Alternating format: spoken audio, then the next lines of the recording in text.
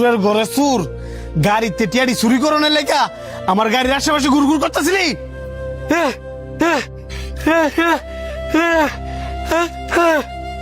ওমা সুরে দিয়ে আবার মায়ের খাওয়াতে বাসনের লেখা বুবার অভিনয় করে।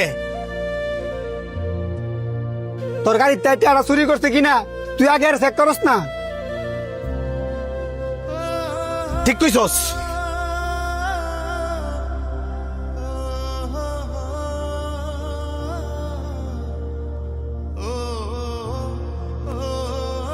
এটা কি? কি ভাগ্যিস বালা আমি গাড়িটার দিকে তাকাইছিলাম, আর নয়তো দেখাই টিয়াডি লয়ে ভাগ লইলে। আর কত বড় সাহস, গাড়ির ভিতরে টিয়াডি পকড় লয়ে লইছে। আবার দেওস না কত সুন্দর প্রতিবন্ধীর বাবু ধরছে।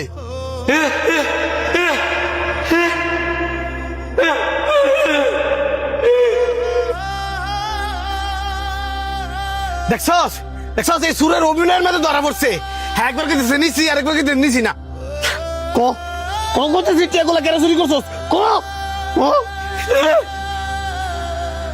হ্যাঁ কত বড় সাহস, হ্যাঁ আমার গাড়িতে টিয়া চুরি করিয়া আবার আমার গায়ে হাত তুলছে। ধরে রে।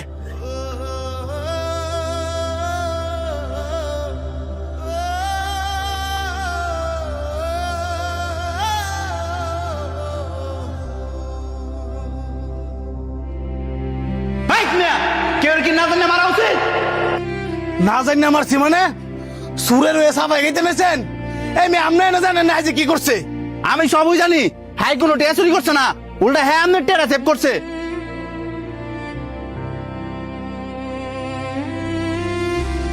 সেভ করছে মানে উল্টা দিয়ে হাই টিয়া গুলা গাড়িতে চুরি করিয়া হেয়ার পকেটের ভিতরে পড়ছে। আমি তো এই টিয়া গুলা হেয়ার পকেটে দিয়ে পাইলাম। হেয়ার পকেট তুই তো পাইবেন। সুরের ল কারাকারি করিয়া সুরের তেটিয়া দিলে হেয়ার পকেটে রাখছে আপনার ফেরত দুনের লাগিয়া। আর এতক্ষণ আপনার অপেক্ষা করতেছিল।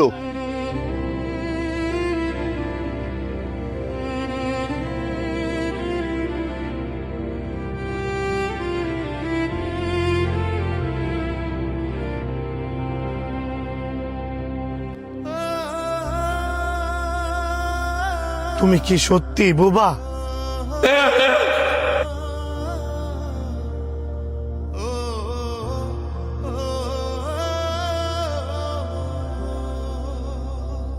কেউ রে দোষারোপ করার আগে বালা করে যাচাই বাছাই করা উচিত যে আসলে সে দোষী কিনা। আর আপনারা তো মিয়া বড় লোক, সবসময় টেয়ার গরম থাকেন। চোখকে দেখলেও চোখের মধ্যে কালা পর্দা ফেলায় রাখেন। মাঝে মধ্যে নিজের চোখের দেওয়াটাও ভুল হয়।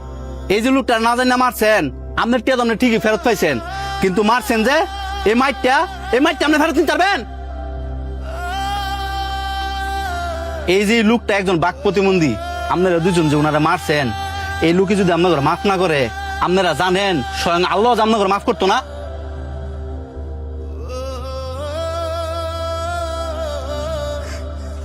ভাই বাইরে তুই আঙ্গুরে মাফ করে দে।